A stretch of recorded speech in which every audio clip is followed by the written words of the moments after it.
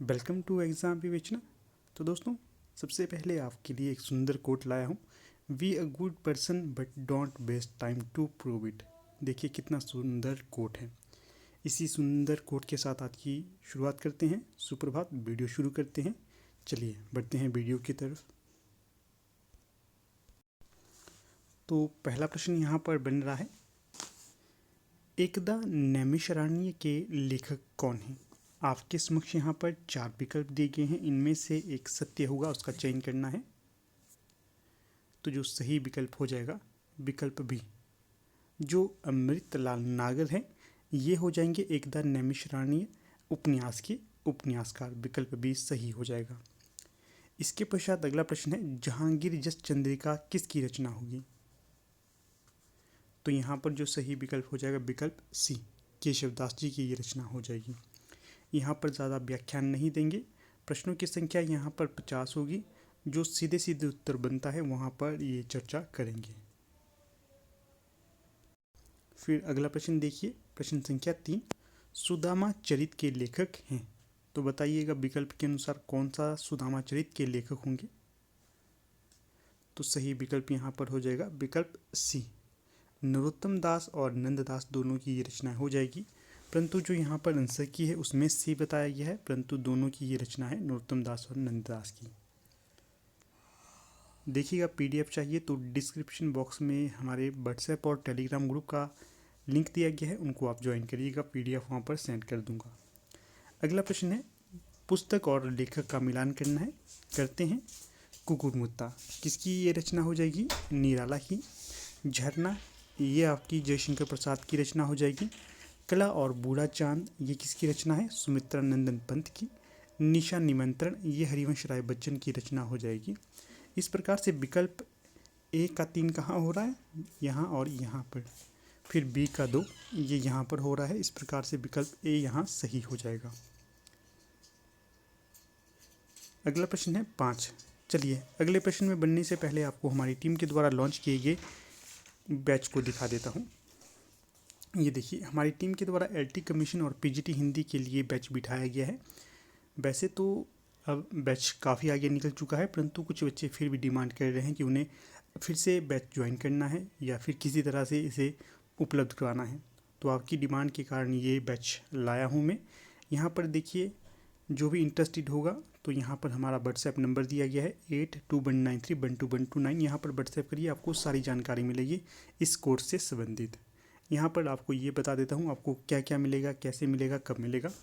जो कोर्स से संबंधित लेक्चर होंगे ये रोज़ सुबह 8 बजे चैप्टर वाइज टॉपिक के अनुसार रिकॉर्डेड वीडियो लेक्चर मिलेंगे। रिकॉर्डेड वीडियो लेक्चर, ध्यान से देखिएगा, बात यहाँ पर रिकॉर्डेड वीडियो लेक्चर की कर रहा हूँ, ठीक है। और टॉपिक के अनुसार ये मिलेंगे। फिर रोज़ लेक्चर की पीडीएफ भी आपको उपलब्ध करवाई जाएगी। कई बच्चे पीडीएफ को भी अच्छा मानते हैं कि पढ़ने के लिए। वैसे तो मैं कहूँगा कि जब आपको लेक्चर मिलता है 1 घंटे का तो आप तुरंत उसके नोट्स बनाइएगा, पीडीएफ के ज़्यादा फेर में मत रहिएगा। परंतु फिर भी अगर आपको पीडीएफ चाहिए होगी तो मैं आपके लिए वो उपलब्ध करवा देता हूँ, उसकी टेंशन आप मत लीजिएगा। फिर जो रोज़ टॉपिक के अनुसार रात 9 बजे टेस्ट भी होता है। रोज़ 9 बजे टेस्ट भी होता है। मान लीजिए सुबह आपको भक्ति काल का करवाया जा रहा है तो रात को भी 9 बजे के आसपास उसका भक्ति काल का ही टेस्ट होगा। 20 से 25 प्रश्न आपको उस टेस्ट में देखने के लिए मिलते हैं, ठीक है। तो रोज़ आपका यही शेड्यूल रहेगा। सबसे वैज्ञानिक मेथड होता है, सुबह आप लेक्चर लीजिएगा और रात को उसका टेस्ट लीजिएगा। सबसे बेस्ट मेथड है ये स्टडी का, आपके लिए उपलब्ध करवाया जाता है। और जो व्हाट्सएप बैच एनरोल होते हैं, जिन जिन को व्हाट्सएप में एनरोल किया जाता है तो उनको समय समय पर LT TET, LT commission, PGT Hindi के क्वेश्चन पेपर भी उपलब्ध करवाए जाते हैं ताकि वो अपना निरंतर आकलन करते रहें कैसी उनकी स्टडी चली हुई है। और जीके के एमसीक्यू बेस्ड क्वेश्चन लेक्चर भी लाए जाते हैं, ठीक है। और कोर्स हमारा 3 महीने चलेगा। फीस इत्यादि भी यहाँ पर बताई है। फिर भी अगर आपकी कोई क्वेरी रहती है तो आप बेझिझक जो नंबर यहाँ पर दिया गया है उससे संपर्क कर सकते हैं, ठीक है। चलिए शुरू करते हैं आगे के लेक्चर को। अगला प्रश्न है, भाषा योग वशिष्ठ के लेखक हैं। तो बताइएगा भाषा योग वशिष्ठ जो रचना है इसके लेखक कौन होंगे? तो 5वें का सही विकल्प हो जाएगा राम प्रसाद निरंजनी। अगला है नूतन ब्रह्मचारी उपन्यास के लेखक हैं। तो किसने लिखा है नूतन ब्रह्मचारी उपन्यास? तो जो बालकृष्ण भट्ट है इनके द्वारा लिखा गया है इसे। अगला है संसद से सड़क तक किसकी रचना होगी? तो जो संसद से सड़क तक रचना होगी सुदामा पांडे धूमिल की। गोदान का रचनाकाल है, कौन सा होगा गोदान का रचनाकाल? आठवें का सही विकल्प कौन सा होगा? 1936। जो मुंशी प्रेमचंद्र का उपन्यास है इसका रचनाकाल 1936 स्वीकार किया जाता है। अगला प्रश्न है 9। निम्नलिखित में से कौन सी रचना मैथिली शरण गुप्त की नहीं है? 4 विकल्प दिए गए हैं, इनमें से एक रचना मैथिली शरण गुप्त की नहीं होगी तो उसका चयन करना है। तो ये कनुप्रिया हो जाएगी। जो कनुप्रिया है ये मैथिली शरण गुप्त की रचना नहीं होगी, ये धर्मवीर भारती की रचना होगी। बाकी जयद्रथ वध, पंचवटी, भारत भारती, ये तीनों की तीनों रचनाएं मैथिली शरण गुप्त की हो जाएगी। जो मैथिली शरण गुप्त है ये द्विवेदी युग के प्रमुख कवियों के अंतर्गत स्वीकार किए जाते हैं। अगला प्रश्न 10। सदल मिश्र की रचना है, तो बताइएगा सदल मिश्र की रचना कौन सी होगी? तो जो नासिकेतोपाख्यान है विकल्प बी, ये सदल मिश्र की रचना स्वीकार की जाती है। अगला प्रश्न है 11। प्रथम तार सप्तक के प्रकाशन का वर्ष क्या है? तो जो प्रथम तार सप्तक प्रकाशित हुआ था तो इसका सही विकल्प हो जाएगा 1943। विकल्प बी सही हो जाएगा। देखिएगा प्रथम तार सप्तक 1943, द्वितीय तार सप्तक 1951, तृतीय तार सप्तक 1959, चतुर्थ तार सप्तक 1979। अब तक कितने तार सप्तक प्रकाशित हो चुके हैं? 4। इन सभी का संपादन किसके द्वारा किया गया था? तो ये किया गया था अज्ञे के द्वारा। यहाँ पर ये भी स्पष्ट कर देता हूँ, जो तार सप्तक है इसे प्रथम तार सप्तक नहीं कहते हैं। ये प्रश्न में अलग से थोड़ा पूछा गया है। कई बार ये प्रश्न आता है क्या जो तार सप्तक है इसे प्रथम तार सप्तक कहा जाता है? तो बिल्कुल नहीं कहा जाता, इसे सिर्फ तार सप्तक ही कहा जाता है, इसका भी ख्याल रखना है। अगला प्रश्न 12 है। निम्नलिखित में से कौन सा संप्रदाय बाद में दादू पंथ के नाम से प्रचलित हुआ? तो 12 का सही विकल्प हो जाएगा विकल्प ए, ब्रह्म संप्रदाय। जो ब्रह्म संप्रदाय है ये बाद में दादू पंथ के नाम से भी प्रचलित हो गया था। अगला प्रश्न है सूची ए को सूची 2 के साथ सुमेलित करना है। चलिए कर लेते हैं। देखिएगा जो यहाँ पर सही विकल्प हो जाएगा तो ये देखिएगा सखी संप्रदाय हरिदास जी के द्वारा चलाया गया था। सखी संप्रदाय किसके द्वारा चलाया गया था? हरिदास जी के द्वारा। गरीब पंथ ये आपका संत गरीबदास जी के द्वारा चलाया गया था। राधा वल्लभ संप्रदाय तो ये आपका गोसाई हित हरिवंश के द्वारा चलाया गया था। बाबरी पंथ ये आपका बाबरी साहिबा के द्वारा चलाया गया था। ध्यान से देखेंगे तो 4 प्रश्न यहाँ से आपके क्लियर हो जाते हैं। अगला प्रश्न है 14। तदीय समाज के संस्थापक हैं, तो कौन होंगे तदीय समाज के संस्थापक? तो सही विकल्प यहाँ पर हो जाएगा भारतेंदु हरिश्चंद्र। अगला है 15। औघड़ पंथ का संबंध निम्न में से किससे है? तो 15 का सही विकल्प बी, गोरखनाथ से। अगला प्रश्न है 16। रामानुज ने स्थापना की थी, किसकी स्थापना रामानुजाचार्य के द्वारा की गई थी? तो रामानुजाचार्य के द्वारा विशिष्टाद्वैतवाद की स्थापना की गई थी। 16 का सही विकल्प यहाँ पर ए हो जाएगा। अगला प्रश्न 17 है। इसमें पूछा गया है आपसे भारतीय लेखक संघ की स्थापना का समय है। तो जो भारतीय लेखक संघ की स्थापना की गई थी सन 1936 में, किसकी अध्यक्षता में? मुंशी प्रेमचंद्र की अध्यक्षता में। कहाँ पर इसका अधिवेशन हुआ था? लखनऊ में। अगला प्रश्न 18। नागरी प्रचारणी सभा काशी की स्थापना कब हुई थी? काफ़ी महत्वपूर्ण प्रश्न ये है। तो जो नागरी प्रचारणी सभा है इसकी स्थापना हुई थी सन 1800 में। देखिएगा अगर पूछा जाए नागरी प्रचारणी सभा कहाँ पर स्थापित की गई थी? काशी में। कब की गई थी? 1800 ईस्वी में। अगला प्रश्न है 19। साहित्य अकादमी के संबंध में कौन सा कथन असत्य होगा? यहाँ पर 3 कथन तो सत्य होंगे परंतु एक असत्य होगा, तो उसका चयन करना है। तो ये होगा विकल्प बी, यह केवल हिंदी साहित्य से जुड़ी संस्था है। तो ये गलत हो जाएगा क्योंकि जितनी भी भारत की प्रमुख भाषाएं हैं उनसे संबंधित ये अकादमी मानी जाती है। बाकी जो सत्य कथन होंगे तो ये है इसका मुख्यालय दिल्ली में है, सही होगा। समकालीन भारतीय साहित्य अकादमी की पत्रिका है, ये भी सही होगा। यह प्रतिवर्ष भारतीय भाषाओं की सर्वश्रेष्ठ रचना को पुरस्कृत करती है, तो ये भी सही होगा। अगला प्रश्न 20, महावीर प्रसाद द्विवेदी के बाद सरस्वती पत्रिका के संपादक कौन थे? तो यहाँ पर सही विकल्प हो जाएगा 20 का विकल्प 1, जो देवीदत्त शुक्ल हैं। ये महावीर प्रसाद द्विवेदी के पश्चात सरस्वती पत्रिका के संपादक के तौर पर जाने जाते हैं। सबसे महत्वपूर्ण योगदान जो सरस्वती पत्रिका के हेतु दिया था तो ये महावीर प्रसाद द्विवेदी के द्वारा दिया गया था। अगर आपसे ये प्रश्न बनता कि जो महावीर प्रसाद द्विवेदी ने सरस्वती पत्रिका का कार्यभार कब से कब तक संभाला था, तो ये संभाला था 1903 से लेकर 1920 तक। फिर अगला प्रश्न है 21, हिंदी का पहला साप्ताहिक उदंत मार्तंड कहाँ से प्रकाशित हुआ था? तो जो हिंदी का प्रथम साप्ताहिक पत्र है उदंत मार्तंड, ये आपके कलकत्ता से प्रकाशित हुआ था। विकल्प बी यहाँ सही होगा। इसका ध्यान रखिएगा, पूछा जाता है जो उदंत मार्तंड है ये कैसा पत्र था, तो ये साप्ताहिक पत्र माना जाता है। अगला प्रश्न है 22, निम्नलिखित में पत्रिका और संपादक युगों में से कौन सा सही नहीं है? तो जो 22 का सही विकल्प होगा विकल्प बी, जो आनंद कादंबरी है ये राजेंद्र अवस्थी की पत्रिका नहीं मानी जाती है।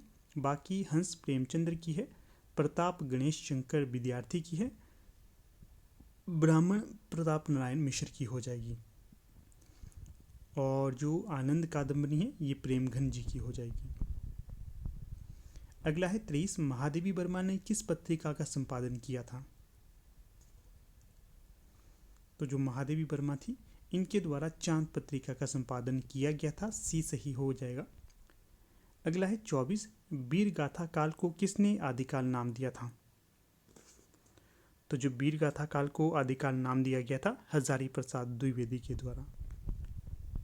मिश्र बंधुओं ने इनमें से कौन नहीं माने जाते? जो मिश्र बंधु हैं इनमें से एक नहीं है, तो उनका नाम बताना है। तो जो 25 का सही विकल्प हो जाएगा कृष्ण बिहारी मिश्र मिश्र बंधुओं के अंतर्गत नहीं माने जाते। बाकी श्याम सुखदेव और गणेश बिहारी मिश्र मिश्र बंधुओं के अंतर्गत स्वीकार किए जाते हैं। अगला है 26, गारसद तासी को हिंदी साहित्य का प्रथम इतिहासकार माना है, क्यों माना है? क्योंकि इन्होंने आधुनिक दृष्टि से इतिहास लिखा था, इस कारण। अगला है रामचंद्र शुक्ल के काल विभाजन और नामकरण का प्रमुख आधार क्या है? काव्य प्रवृत्तियों की विशिष्टता, विकल्प बी सही हो जाएगा।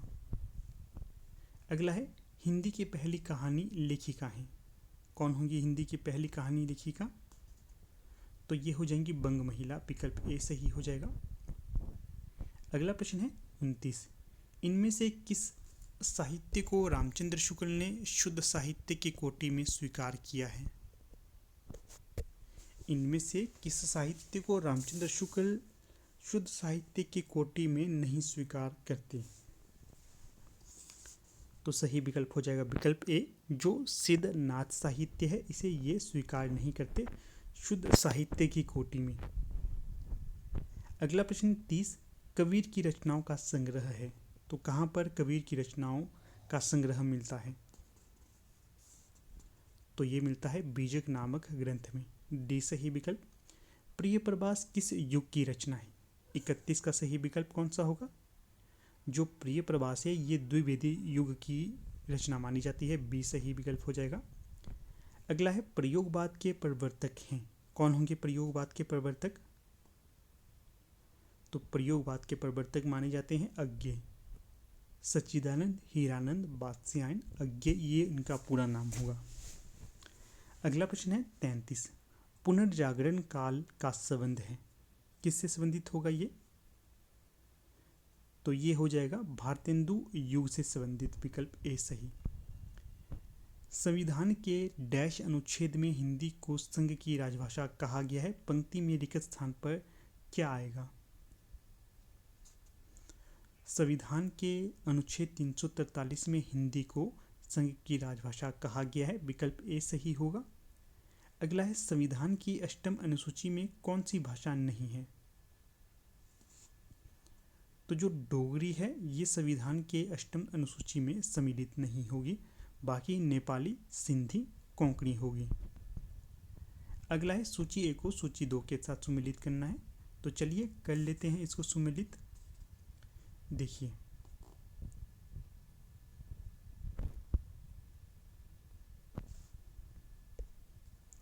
जो अवधि है ये कहाँ पर बोली जाती है? लखनऊ में।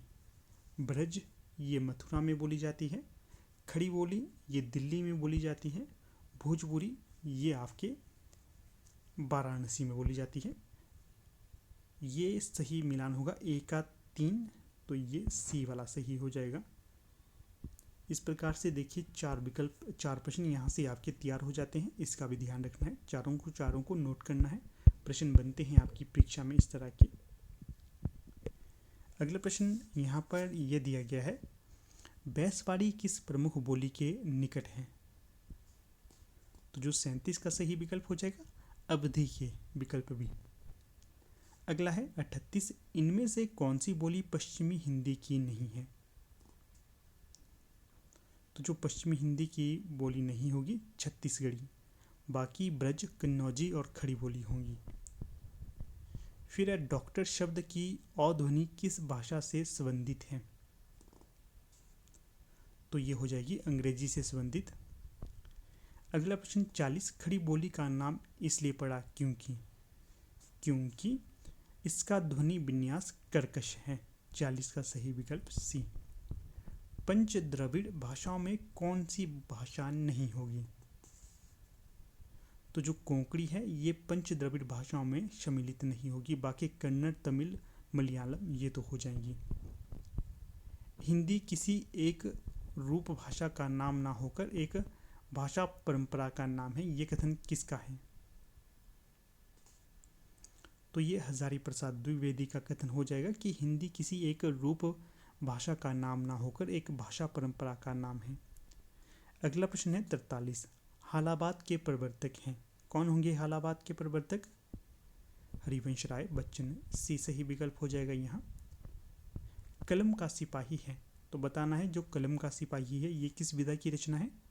तो ये जीवनी विधा की रचना होगी। जो मुंशी प्रेमचंद्र थे इनके धर्मपुत्र थे अमृत राय, उन्होंने मुंशी प्रेमचंद्र की जीवनी पर आधारित ये रचना रची थी। अगला है निम्नलिखित में से कौन सी रचना रेखाचित्र विधा की है? तो 45 का जो सही विकल्प हो जाएगा तो वो हो जाएगा उपयुक्त दोनों। माटी की मूर्तें, भूले हुए चेहरे ये दोनों ही रेखाचित्र विधा की होंगी। अगला प्रश्न है अपनी खबर किस विधा की रचना है? जो अपनी खबर है ये हो जाएगी आपकी आत्मकथा विधा की रचना। अगला प्रश्न देखिए 47, दुख ही जीवन की कथा रही, क्या कहूँ आज जो नहीं कही, किस कवि की पंक्ति होंगी ये? तो 47 का जो सही विकल्प हो जाएगा तो ये हो जाएगा विकल्प बी, निराला की पंक्ति हो जाएंगी।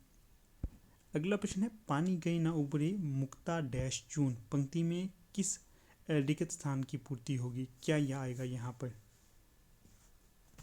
तो जो यहाँ पर पंक्ति आएगी तो वो आएगी सी, मानुष। पानी गई ना उबरे मुक्ता मानुष चून। अगला है विकल्प ए को सूची 2 के साथ सम्मिलित करना है, तो चलिए करते हैं।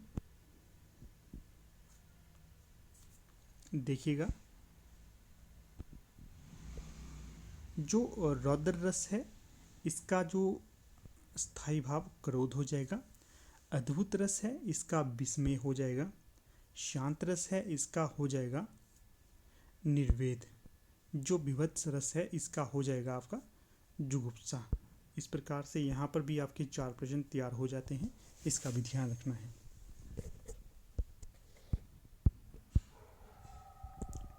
अगला प्रश्न 50, कवि समय से तात्पर्य है। क्या तात्पर्य होगा कवि समय से? तो जो 50 का सही विकल्प हो जाएगा काव्य परंपरा में मान्य बातें कवि समय से संबंधित होगा, विकल्प ए सही होगा यहाँ। अगला है 9 रसों में नवा रस कौन सा होगा? तो सही विकल्प यहाँ पर हो जाएगा शांत रस। अगला है, किस भाव को व्यभिचारी भाव भी कहा गया है? तो जो संचारी भाव है इन्हें व्यभिचारी भाव भी कहा जाता है, ये भरतमुनि के द्वारा कहा गया था। अगला प्रश्न 53, हाय रुक गया यही संसार, बिना सिंदूर अनल अंगार, पंक्ति में कौन सा रस होगा? तो वो अगर स्पष्ट आप पंक्तियों को पढ़ते हैं तो यहाँ पर आपको करुण रस का एक बिंब देखने के लिए मिल रहा है। हाय दुख हो रहा है ना, तो करुण रस यहाँ पर देखने के लिए मिलेगा। किस आचार्य ने सौंदर्य को ही अलंकार माना है? तो ये माना गया था वामन के द्वारा। जो वामन है इन्होंने सौंदर्य को ही अलंकार माना था। तो देखिए दोस्तों, कुछ इस प्रकार से आज का ये हमारा लेक्चर रहा। तो वीडियो को समाप्त करने से पहले फिर से आपको कहूँगा, अगर आप लोग पीजीटी हिंदी एलटी कमीशन से संबंधित अपने कोर्स को लेना चाहते हैं तो आप 8219312129 यहाँ पर आप व्हाट्सएप करिए। जो भी आपको जानकारी चाहिए वो आपको यहाँ पर दे दी जाएगी। ठीक है, अपनी तैयारी को सुदृढ़ करिएगा। जल्द ही आपके समक्ष पीजीटी हिंदी की पोस्टें देखने को आएंगी। ठीक है, फिर समय नहीं बचेगा आपके पास। अगर आप लोग अभी से तैयारी कर रहे हैं तो आपकी सफलता अवश्य आपको देखने के लिए मिलेगी। तो ठीक है, अब यहाँ पर वीडियो का समापन कर लेते हैं। आप लोग वीडियो के अंत तक बने रहे, इसका बहुत बहुत धन्यवाद।